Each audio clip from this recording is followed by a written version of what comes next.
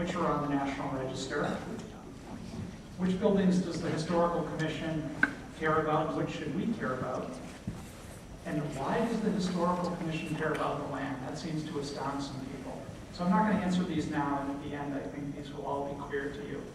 So just a few key points on the significance of the farm. As John alluded to, it's been owned by only 3 families since the 1600s, and that's about the mid-1600s. That's just really remarkable in this day and age. The ancestors of Philip and Wright. I don't have John down here, I apologize for that.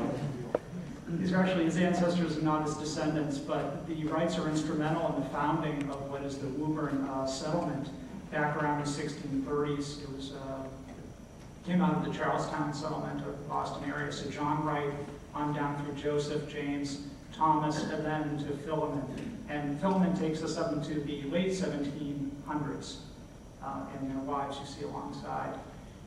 So the Wrights are the first family to own the farm. They own it from its inception, and we don't have an exact date on that. We've heard 1630. We have one reference to 1640. Some of the others tend to point to about 1650. But somewhere in the kind of early to mid 1600s, up until the winter of 1799-1800, at which point the farm is sold to the Locks. And we'll get a little bit more into that later. It's Philemon Wright is the one who sells the farm. But then the Locks hold the farm for over 170 years, from 1800, from that winter, up until about, it's actually somewhere between 1963 and 1974, because the farm's kind of passes gradually through probate court, and just finally becomes the full property of the Hamiltons in 1974. And from 1974 until this summer, it is and will be owned by the Hamiltons. The Winchester will take ownership of the farm. So it's been farmed since the 1600s, and it's just really remarkable that this piece of property has continued in this use for so many years, and particularly as close to Boston as it is. So you can see kind of in the upper left of that small photo, that's the Boston skyline on the distance. It's believed to be the closest intact historic farm to downtown Boston. There are really very few historic farms within 128, and this is about 8.5 miles from the center of Boston, from Faneuil Hall, Quincy Market, City Hall. And it's really important to realize that it's part of the shared history of Arlington, Lexington, Winchester, and Woburn. It's really right on the convergence of Arlington, Lexington, and Winchester. Winchester was part of Woburn up until 1850 when it broke off as a separate town. It's the farm previously extended into Lexington. So what is now the Whipple Hill Conservation Area in Lexington, which is about 120 acres, was part of the farm up until sometime between 1900 and 1906 when that was sold off. So it was really part of your town, part of Lexington. And it's it may have extended into Arlington. We don't have the definitive maps to show that, but it's so close to that juncture, we're looking into that as well. But at any rate, the Locks are a very prominent family in Arlington, throughout Arlington's history, and even the Hamiltons are Arlington residents until they acquired the farm in 1974. So really part of all 4 of our town's collective histories. It's Winchester's last surviving link to the 1600s. And it's the last working farm in Winchester and the sole place where the town's pre-railroad era agricultural history survives essentially intact. And although I think Lexington and Winchester are sister communities and have quite a lot in common, their architectural heritage is actually quite a bit different. So Lexington's relates, the historic significance of most of your very significant properties relates to April 19, 1775. It's about events associated with the Revolutionary War. Our period of significance is actually much later. Most of it is from about 1850 up and through about 1920. And it's mostly about architectural design significance rather than events in our country's history. So something from pre-1850 is actually pretty unusual in Winchester. Before the railroad comes through, there were just a few farms, and there isn't really much left of that period of the town's history. It's the only property in Winchester with international level historic significance. So Winchester does have a lot of really significant properties, 375 that are listed on the National Register of Historic Places, which is amazing given that the town is only 6 square miles, about 2 of which are water. So you're talking about 4 square miles of land and 375 properties on the National Register of Historic Places. But this is the only one with significance beyond the borders of the United States. And we'll get into that a bit more later. And it's also rare, really, for all these towns, I think, for its combination of historic significance, environmental significance, and open space. So just a few recognitions of the historic significance is listed on the State Register of Historic Places, the National Register of Historic Places. It was recognized and commemorated by the Canadian government for the importance of Philemon Wright, John's forebearer, for the settlement and development of Canada. And the Canadian government erected this very large bronze plaque on the site in 1980 to commemorate the importance of Philemon Wright and of this site in Canadian history. And it's just a remarkable story. So the Wrights, as you recall, had owned the farm from the 1600s up until Philemon sold it in winter of 1799, 1800. So he set out from that farm with 63 settlers in the dead of winter on winter sleigh and founded what is now the capital region of Canada. So he established the first settlement there, and that settlement thrived. And so for the next 30 years, he was actually fairly late in his life when he made this move. He founded, cleared land, he set up farms, he set up mills, he was actually a pioneer in the lumber industry. Just an incredible guy. He's almost kind of a combination of our Miles Standish, John Bradford, and Ben Franklin. He invented things, you name it, this guy did it. So really just an incredible person in Canadian history. During kind of the course of the greatest stretch of the farm, the Canadians were following this with quite a lot of interest. So there was actually coverage on CBC Radio, which is kind of the Canadian equivalent of NPR. There were articles in the Ottawa newspapers. Everyone up there knows who Philemon Wright is. There are probably more people in Winchester. It's just a remarkable figure in Canadian history. And it was listed by Preservation Massachusetts as one of the 10 most endangered historic resources in the state this past year. So it's on the current list.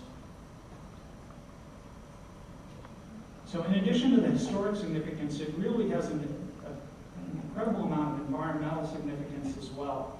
It abuts 130 acres of contiguous conservation land, and that's both in Lexington and in Winchester. Whipple Hill, as I mentioned, in Lexington, is about 110 acres of conservation land. That's directly on the west side of the farm, and abutting that conservation land and the kind of northwest side of the farm is the Locke Farm Conservation Area in Winchester, which is about 10 acres. And in terms of habitat and environmental significance, large, contiguous areas are much more valuable than small, discrete areas. And you can just imagine that if someone's house on your street were torn down and you just had one small yard that was open space, it can only support so much habitat. It's when you really get a critical mass of large area with different types of resources that you can really support a great deal of habitat. So that's the connecting areas are important both for wildlife habitat and for recreation. There are trails that interconnect through both the Winchester and Lexington conservation lands. And even though the site is really just 20 acres compared to, say, the 110 in Lexington, the farm site that is, it includes 5 completely different habitat types. So it's really a diverse natural area: wetlands, woodland, open rocky plateau, which is actually quite rare and can support rare alpine plants, grassland, which is pretty rare in the suburbs, and agricultural land. So both grassland and the Rocky Plateau are uncommon habitat in Winchester and really in other communities inside 128. And prior to any sort of threat to this property, years ago, much of Hamilton Farm was designated as a critical supporting watershed by the state as a priority area to protect biodiversity. So these were identified all across the state, the areas that are really important to protecting biodiversity And it was one of only 4 such areas within Route 128, and the only one within the Mystic River watershed, which is one of the larger watersheds within the Commonwealth of Massachusetts. And the 20 acres of Hamilton Farm includes a pond, a stream, and 2 wetlands, actually 19.2 acres.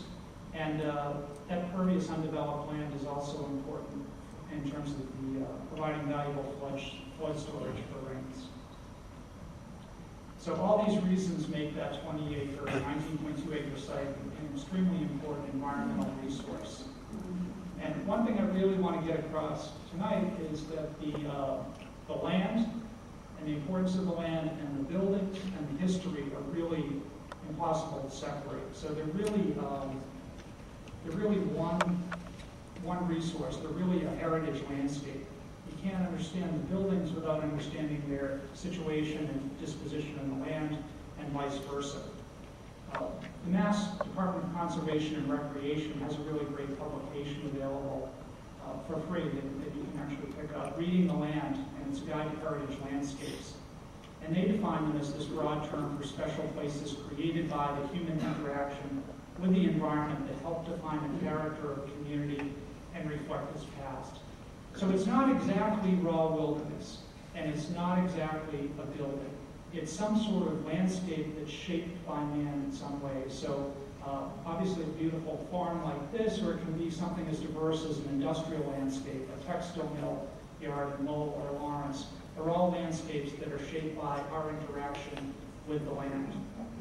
And they're vanishing, and they're really important to understanding who we are as a people, and that's why Mass DCR has created this program both to recognize them and to help preserve them. So they convey aspects of our shared history that forge our cultural identity, tell us who we are as a people and where we've come from.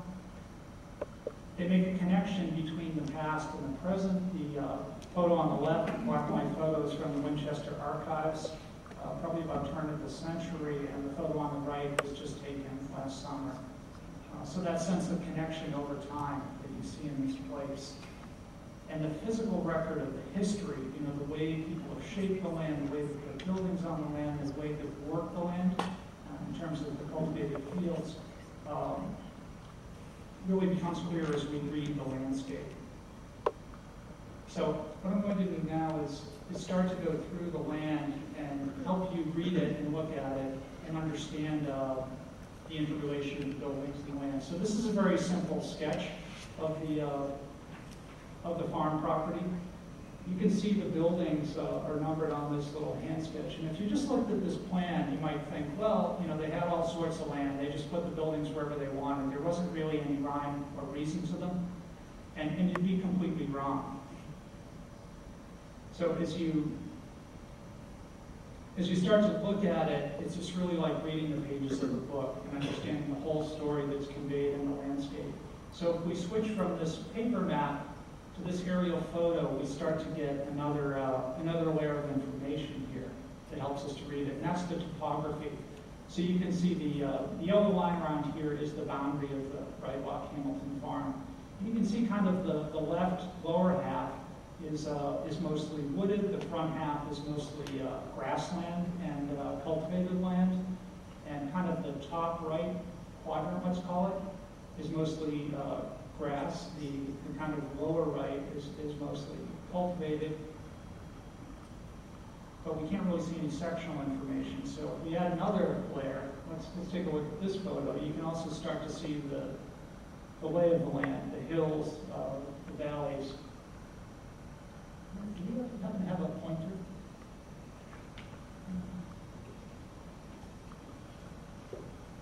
Is there a pointer?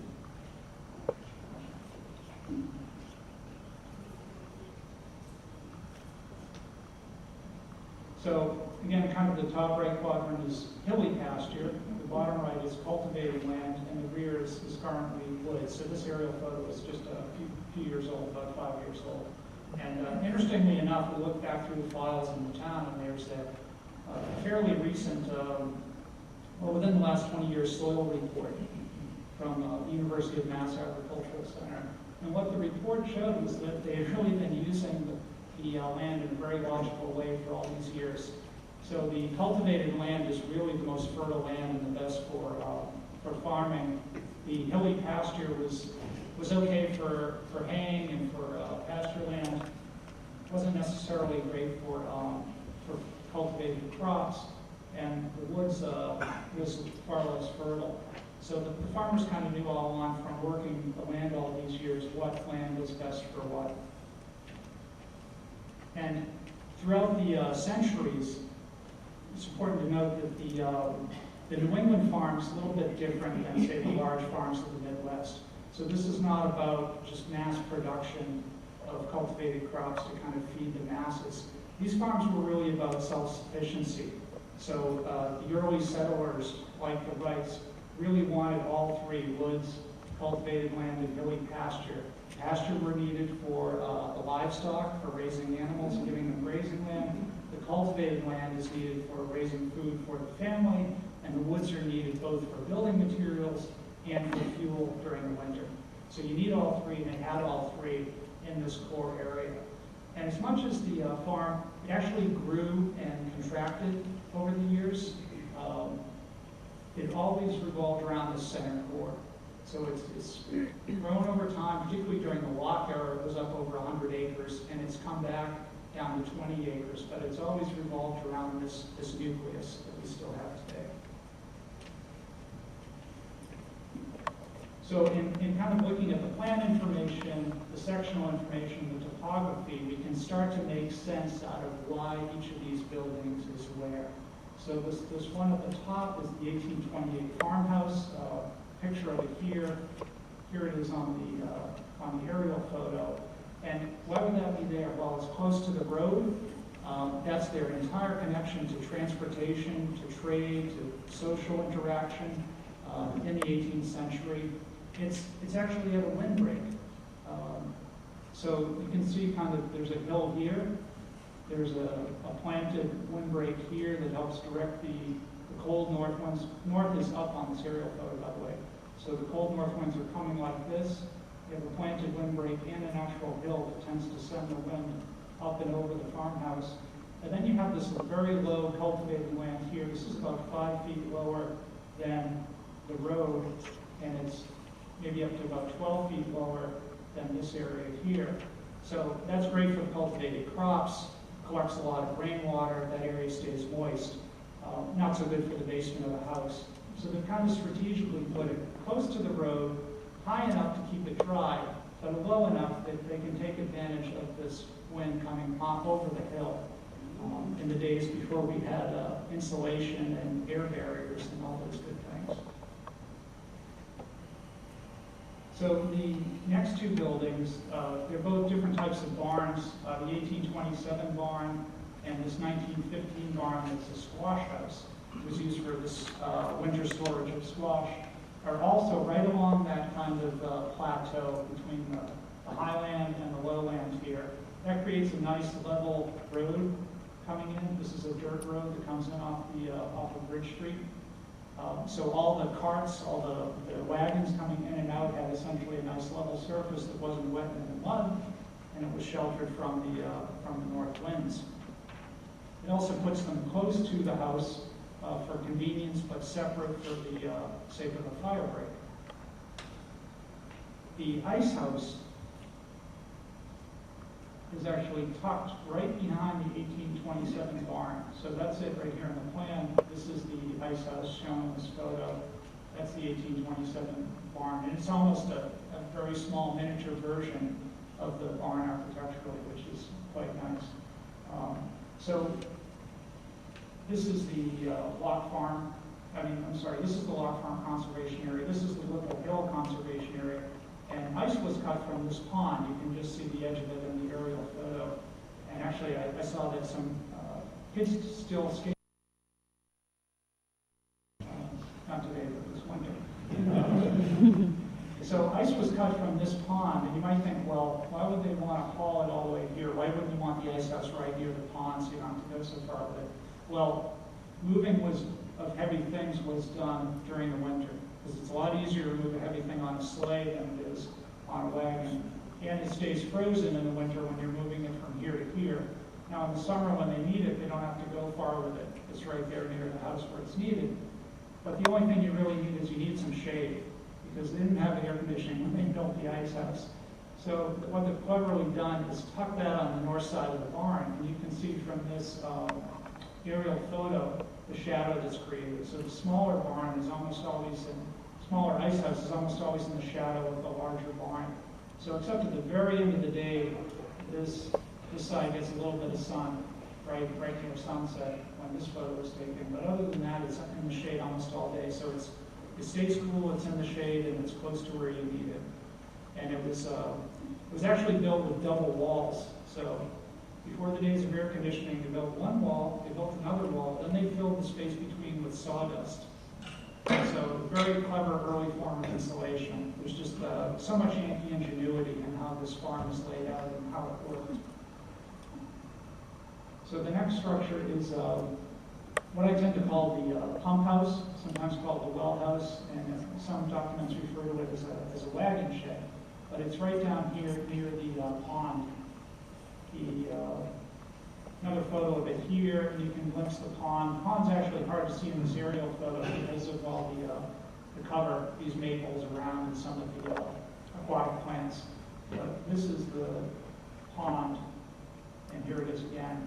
So obviously the pump house needs to be at a low point on the land, so there's not much digging required to create a well there. And that would be about here in this aerial photo. So you can see down low, where it's nice and wet, buildings are up higher, the fields are down low again. And the site actually has a covered reservoir. So when we say this is an incredibly intact historic farm, we're not kidding. All 8 buildings here really have a special purpose, and they're all here, and they all contributed to the working farm. So the way this worked was, the well was here, water was pumped from the well up to this covered reservoir, and that's on top of the hill. So you can see it here, it's kind of a triangular, it's actually a roof right on what's essentially like a stone ground storage area that's cut into the top of the hill. And here's another view of it here. So it was pumped from here to the storage reservoir, and then with the height of the hill, that allowed them to gravity feed through a system of pipes the water to the fields. And that's a principle that's still used today. If every time you turned on the faucet or turned on the hose, you turn the pump on, you wear that pump up pretty fast. If you just use the pump once or twice a day, pump it up to a high point, and then let it flow by gravity, it's a lot easier on that pump. So all these things work together, and actually all those pieces are still there and are still intact, which I think is one of the things that makes it exciting as a possibility for a community farm. So as a heritage landscape, this farm really provides us with a unique sense of place. When we begin to look with an informed view, we see the wealth of knowledge that the landscape conveys about our past, the emotional connections that we have to certain places like this, and how this awareness can improve our communities and our lives. And that's from the Mass DCR publication, again, Reading the Land. This is from a very early on in the process when it first became apparent that the farm might be up for sale or might be threatened. The Historical Commission wrote an initial position statement on the farm, what the town should try to do. And we did note that as a highly significant heritage landscape, the relationship and significance of the buildings and the land are inseparable. And I think I've tried to show you why they're inseparable. Thus, we felt the town should not only save the farm buildings, but the landscape setting to which they are inextricably wood. So, some brought up the idea, well, which building is historic? Could you move it? Could you save it somewhere else? You move a buildings like these from that setting and they completely lose their significance. There's so much about the site and their relationship to the other buildings on the site. So during the RFP process and what the town is currently doing is they've decided to purchase the farm for $13.5 million, but they're looking at developing, hopefully sensitively and hopefully some small part of the site to recoup some of the cost of So the town actually cleared the Historical Commission and the Conservation Commission to work with any groups that came forward that were going to respond and put out a proposal to buy part of the land and develop it, so we could work with them to develop some sort of vision that was within the spirit of the farm and preserve the most important parts, historically and environmentally. So thus far, only one of the respondents has actually come and worked with the Historical Commission and the Conservation Commission. So this is just to show you, some of the things that are currently being considered. So this is the Trust for Public Lands preliminary vision for the site. And so it would limit development to these two corners shown in purple, which both the Historical and the Conservation Commission agreed were the most sensitive places to place development. And then it actually has a vision for how the townspeople, really both towns would, and other towns, including Arlington, would use this land. So the red dots were some sort of initial paths of where conservation trails might go and how they would connect to conservation trails in both Lexington and in Winchester. And this is actually a soccer field here. So there's the notion that this could be really quite a nice gateway into this very large conservation area. And it would be kind of a different type of recreation area than, say, the highly manicured lawns and striped fields and structured play that you have like right here. With this grassland might become a town meadow, kind of an informal area where kids could play on their own without any sort of rules, and that this might be a community farm, the really kind of core portion of what has always been cultivated land and what is still cultivated land today. So I think others will have some more information on the vision here, but I just wanted to show, I suppose by showing the beauty of the farm really in all seasons, summer and winter.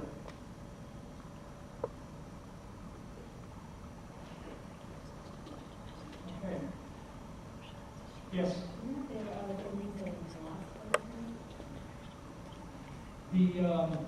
The farmhouse, the question was, are there other buildings that have been lost over time?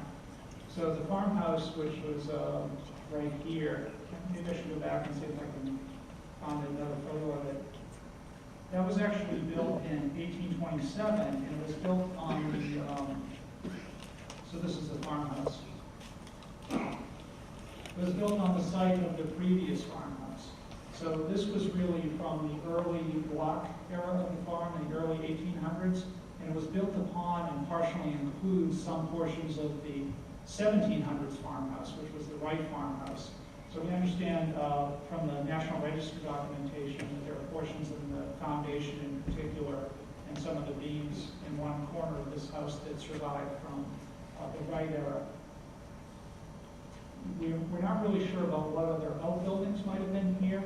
It's clear from some of the earlier archival photos that there was a large addition on the back of the farmhouse that's no longer there. At one point there was even a wing on the right-hand side, and what you can see is now a covered porch on the right-hand side. Yes?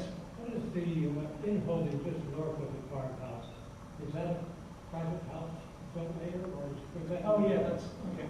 The question was, what is the building just north of the farmhouse? So there's a house right here, and that is a private house. It was built later. That was built in 1967, I believe, and it's actually built in an earlier style. So kind of a historic recreation. So it looks quite old, but it's not old at all. And that was built by the Hamilton. No, actually by the. I think it was built by the Hamiltons. That was during the period. I think they were first on the land in '63, and I think they finalized the acquisition in '74. I think for one of their children. And that's actually separate from the purchase the town just made. So the portion that was offered to Avalon Bay, a large national developer, and was actually matched by the town, so the town will now buy everything within the yellow except this piece. What's that acre inside there? So the overall is about 20 acres, and then this is less than an acre. So that's essentially about the 20 and about the 19.2. At its peak, how many people does the farm support as far as food? Did they sell any, or was it several families together? Yeah, a lot of the question was, at its peak, how much did it support? Early on, it was more for self-sufficiency, enough for the people who lived there, and to have enough food to trade for other goods. When Philemon Wright sold the farm, he sold it to his neighbor. Seemed like the logical thing to do. So the Lockes actually lived just to the north here and had some land on the other side of the road. So he sold it to his neighbor, Josiah Locke, and that's really when the farm grew. So it became 2 farms at that point. Josiah Locke had 2 sons. They ran the farm and it did really well. So they farmed even more land and expanded a bit. So it got up to about 120 acres. And then it kind of shrunk down in size as he paired it off and gave a piece to one son, a piece to the other son. And there's actually a really great farmhouse that's right over about here. That's the Josiah Locke house, which is early 1800s. So it shrunk down again, but as I mentioned earlier, it always moved in and out of this central core. So sometime early in the 1600s, they decided this was a really great spot. They never lost that core piece. When the Locke brothers owned it in the 20th century, at that point it had become a market garden. So it was no longer about self-sufficiency, but they grew crops, produce for all sorts of restaurants and stores around Boston. Yes? Is there any relationship between this farm and the Wright farm on the Lexington Bedford line? I actually don't. Lexington Bedford line. There's a big piece of property, I don't know how many acres it is, and it's right on the town line on Grove Street as you go up Grove Street to Bedford. And the Lexington Conservation Commission has been trying for years to purchase it, and it is also called the Wright Farm. Yeah, I'll actually have to look into that because that would be interesting. The Wright family was fairly large and they were really prominent in the area, so it could be really a different member of the same descendants of John Wright from way back when. Yes? What do you know about a tomb that used to be just north of that property? I understand belonged to the Locke family. Yes, that's right. The question was about a tomb that used to be north of that property. It was the Locke family tomb, and it was, this is a hill right here. This is actually the hill that has the covered reservoir on it. And actually, that's the covered reservoir right here. And it was right about here. And that tomb, the Locke family tomb, was lost a few years ago. So it was a really unfortunate incident. This was all one. This was all one property. It was subsequently subdivided, as you can see now, and houses are near completion or completed on the site right now. There was an agreement with the previous owner and Mass Historical Commission, state archaeologist, about the disposition of the tomb.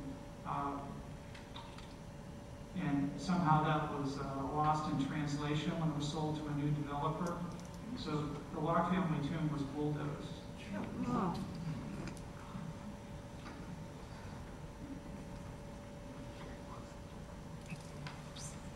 And that was a granite structure.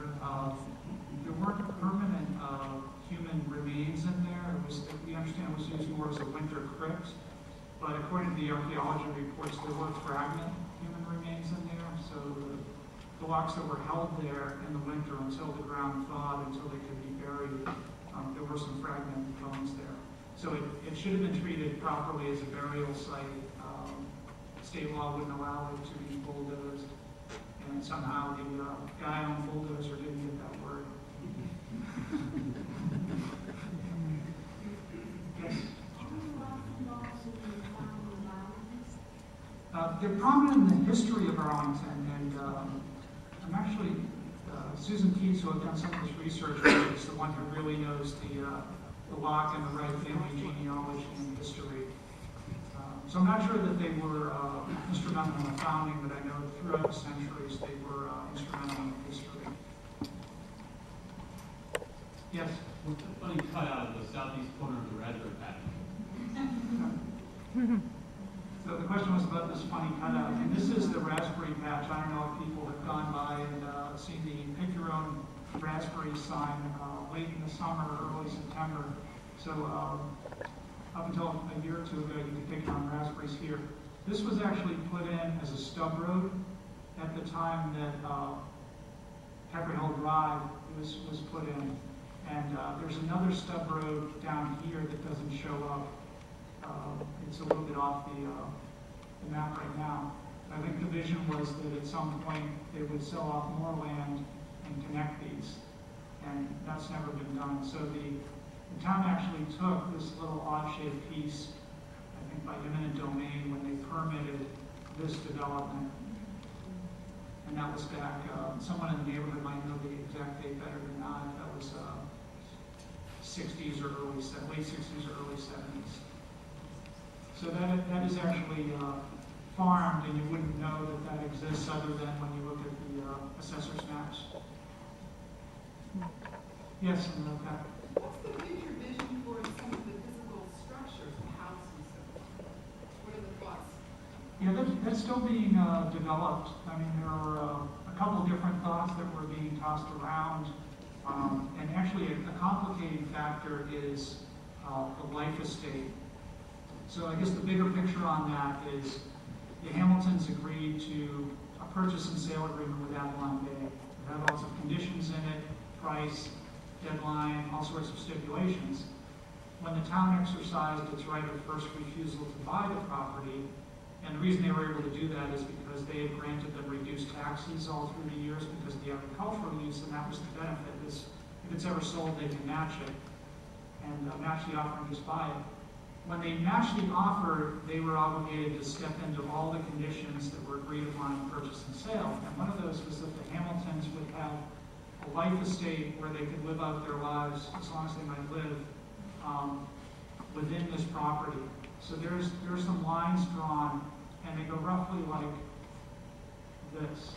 So it includes the 1827 farmhouse, the 1828 barn, the larger of the two small sheds that are right here. And so Mrs. Hamilton would be living there for the rest of her life. Mr. Hamilton actually passed on in January, I believe.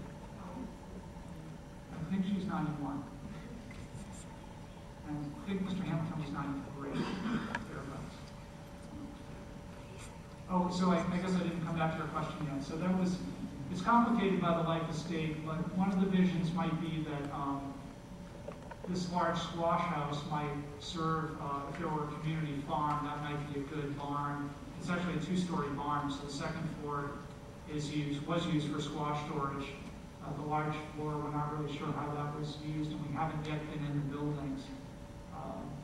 So the town doesn't have access yet to the buildings, but we're hoping to get that soon so we can really get a sense of what uses might work for the future moving forward. There was some notion that perhaps the building or the farmhouse and/or this barn might be sold to some sort of preservation-minded entity with a preservation restriction. So that could be something like perhaps the Canadian consulate, given the Canadian importance and significance of the site. It could be something like a retreat house for one of the Boston area universities. Could even be something like trustees of the reservation, although it seems like the price tag might be a bit much for them. So I guess the bottom line is I'd certainly like to see some sort of use that doesn't require drastic alterations to them. So something like the house staying a house or becoming a small residential house and office. The barn, if it's a big open space, being something that works for the barn, like a community meeting center or an educational center for the conservation areas, might work well. Yes? Who's the size of the tennis court of that area? actually has two sources of water. One is MWRA, and one is a town reservoir that's on the other side of town in the fells. And I'm not sure about this particular site, but I think the site is on MWRA water. Yes, in the back. And was it a consideration for saving all 20 acres and not being part of the development? Well, both the Historical Commission and the Conservation Commission recommended saving all 20 acres. And I think over the next few weeks and the next couple of months, that will all be sorted out. So, there seems to be at least one school of thought in the town that they'd really like to recoup part of the cost. I think there's maybe another school of thought that it's really hard to put a value on open space. It's just so incredibly valuable. And the question that actually was put to the voters simply asked, do you authorize the town to spend $13.5 million to buy this property? It didn't have any sort of stipulation about you'll get $7 million back or you'll get some portion back. So I think that's still an open and valid question. So there's certainly an argument to be made, I think, for saving the entire parcel. Why did you even float it?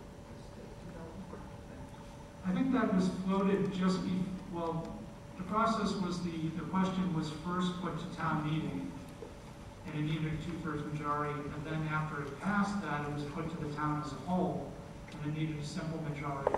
And I think there was some apprehension that it might not pass. People might think that's just too big a bill, just too much money, and it might not pass. And some people were afraid that the whole thing would be bulldozed and the whole farm would be lost and would get 260 units of housing there. So they thought it might be necessary to win some victory. Although in the end it wasn't put to the voters that way. The voters were never promised that. Tonight to have Peggy Marsh, who's been involved with the Codman Farm for a number of years, and hopefully she'll be part of the inspiration and kind of what can be done with this property. I want you to know this morning in the same room at 7 o'clock we had a whole group of developers in here, among which were one of the attorneys for Avalon Bay, and I was kind of putting him on the spot, but you better stay away from this property. You can't really do that. But in any case, I think they're willing to give everything a chance. And I think what Peggy has to say may inspire you to move on. I think what they've done with their Codman Farm is indicative of what could be done in the future here. And I know what we're trying to do is go after the same type of thing, which involves a lot of people, a lot of different groups. Everybody's a winner. So, Ms. Peggy, this is from her last battle also.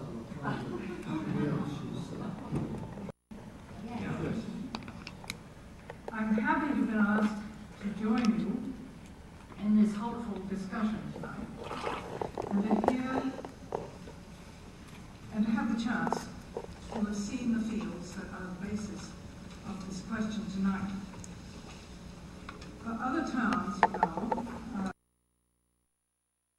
remains kind of a mystery, and this is to me an introduction to this whole wonderful area. At any rate, Susan and Jane suggested that a review of Codman Community Farms might be helpful. So here are a few facts from our history and our present condition. Codman Community Farms began in 1973. This was a period of oil and gasoline shortages, Cold War, rising prices, particularly for food. This in particular roused concerns about the future. Many people felt that the cost of carrots that had to be transported from California before you could eat them would soon put carrots beyond their reach. And many people said, well, why don't we raise our own? And this was the origin of many community farms, our own included. The town was at that time seeking the best use for the gift of Dorothy S.F.M. Codman, who in her will had left the town 19 acres of farmland, the 3 barns which belong to the Codman Farm, and a trust fund to support whatever use the town chose to put this gift to. These barns, incidentally, are also historic. The Codman place is an historic place. Our barns are, the first one is 1740, the next one 1820, and the next one 1857. So it's an interesting architectural procession. And it's also a procession of animals that have lived in different ways along the line. The most cozily useful of these structures is the 1740 structure. At any rate, the town was left to decide what to do with this gift.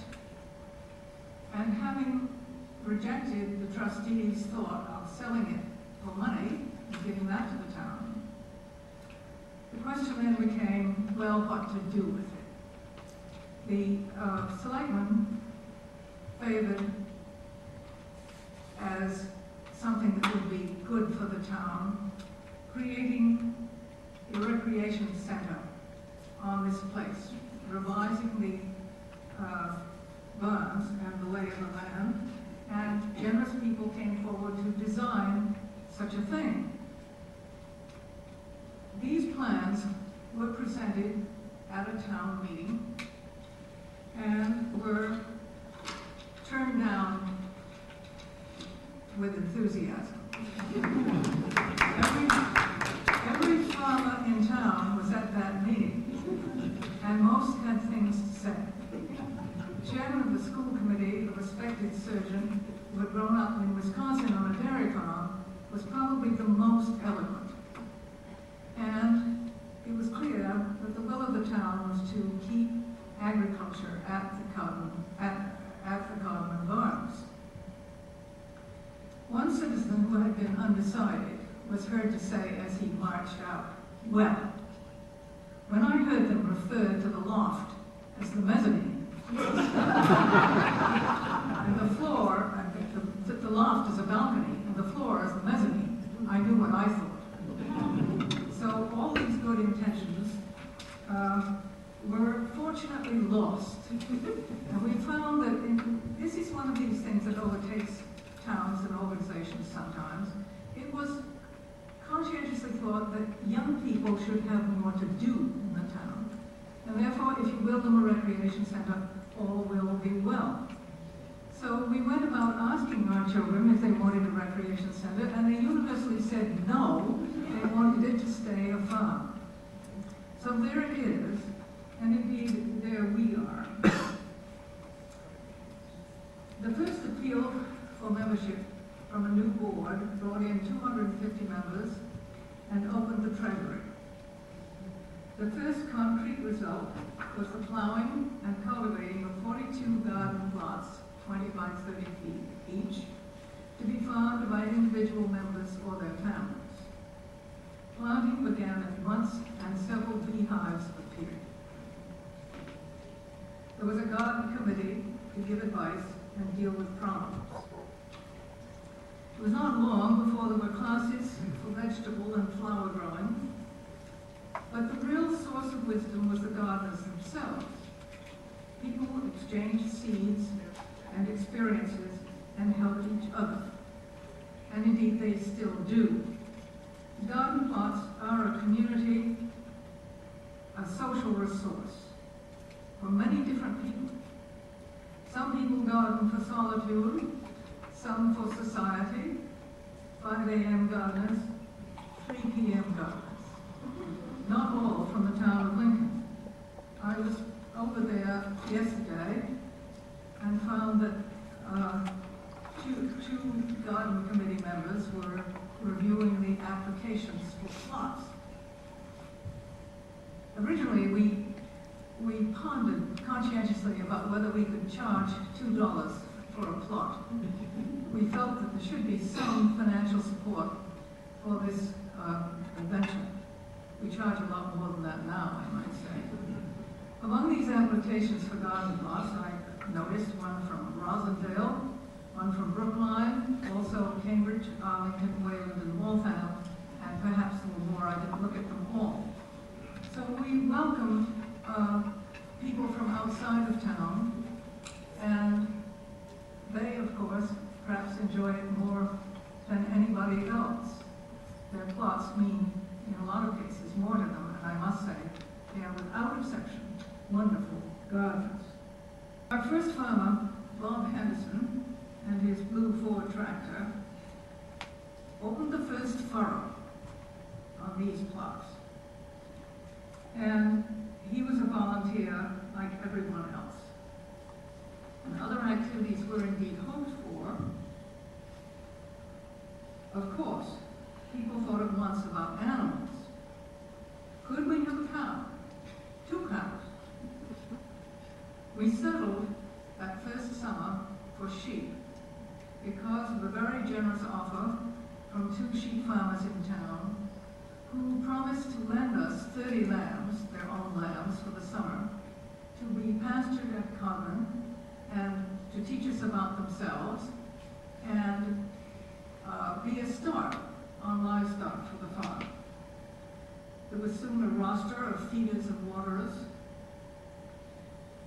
people to deal with the relentless requirements of animal life, and a large pasture on the highest part of the land was cleared because one of the greatest concerns of people who started out on community farms was the fact that perfectly good meadows and open farm areas were rapidly growing in, with cedars and weeds and bittersweet and all those things that we know so well.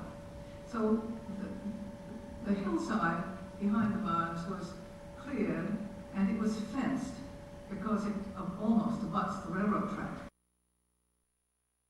Livestock on the railroad track. It was a huge undertaking. And a lot of, you know how to operate one of these things that you drive a fence post with, a pipe thing? How many people here had grandfathers who had farms? See, it never fails. You cannot have a better nucleus for a community farm. In 1973, some of us used to go around and talk to groups who wanted to have community gardens. Many of the industries in this area along Hartwell Avenue, that part of one of the best pieces of fertile land in the Commonwealth, generously offered plots and space to their workers to have gardens. A lot of these people came from the South and were dying to have gardens, and that was a very cheerful and friendly process that took place in this area. But we always began our talks with this question: how many people had grandfathers who had farms? And it never failed. Here they were talking about community farming. Our lambs were border lesters, especially nice ones, I might say, and we had a crowd of devotees to help with all of the farm tasks that were ready for us. We had, because there was no one resident on the farm, we had to think about safety for these sheep. So we posted 2 large white geese in the pasture, and it worked very well. Nowadays we have a llama, probably, but the geese did the job. One of our residents, David O'Neill, used to take the train every morning in town. And one morning as he'd be standing there, he sniffed the air and he said to himself, "Sheep. I wonder where they are." So it was not long until we discovered them and became a faithful worker for Codman Farm. We have a lot of visitors. And we have a lot of annual events. We have a farm fair at the end of the season, end of the growing season, where there are all kinds of cheerful and fun things to do and to look at. We have sheep shearing in the spring, just 2 weeks ago actually. And other things like birthday parties and teddy bear teas and other things which bring people into our greatly revised and improved milk house. Scarcely, its origin is scarcely recognizable, I'm sorry to say, but it is extremely useful for meetings. We also have hundreds of chickens. We are in the egg business. And you have to recommend chickens really for beginnings because they're relatively simple. They love to eat up the weeds from your gardens, clean up for you. They do produce eggs, and of course everyone should know about eggs, and a lot of people do not know at all about eggs. Not every teacher is happy to have a hen and eggs in her classroom, but a lot of people are. Yes? Could you explain about the resident farmer? The resident farmer. We couldn't have a resident farmer initially because there was no place for him to live. Bob Henderson, who was the first farmer, part-time volunteer, already lived in the town. But when it came to hiring somebody to manage the farm, that was a different proposition. And it was 8 years before we could afford a farmer full-time. That meant that we couldn't winter stock over. And it limited us in many ways. So, in fact, our first resident farmer did not actually live at the farm. He lived in Tonga. That was not perfect, but it was a lot nearer than South Carolina or something. So, does that answer your question? Yes, thank you. There is a farmhouse which was built for the Codman's workforce, and at long last, we were allowed by the town to use it for the farm. It requires rent, but it also makes it possible to have a working farm that is far more realistic and extensive and interesting than it could be before. Now, to this question of eggs, you never know what your visitors are going to produce themselves. This spring, a lady who was visiting the farm asked the farmer, or said to him, "Please tell me how the Easter Bunny hatches the eggs." An adult said that? Yes, an adult. Another adult who had been watching a cow and a calf for a long time one afternoon said to me, "How many litters do they have in a year?" Now, apart from recommending hens to someone who wants to start a community farm, I will also recommend bunnies. You wouldn't believe how popular bunnies are. Children absolutely love bunnies. And they are a quick crop, you might say. So there's plenty of variety. And they are responsive and charming, eternally appealing, various, and if handled gently, can even become quite companionable. They also live in houses which can be built by people who are not very skillful carpenters, and then they have an additional stake in the rabbit family. Well, this is about enough of this, I would say. But we all know that farmland opens up vision, provides space, paints the landscape. It should be cluttered only with things that grow. It is a living influence. We all know this. So I'm going to turn to a short tape about agriculture. This was made by CCF people, noticeably Cliff Wright, again on a volunteer basis, for our Green Fund campaign several years ago.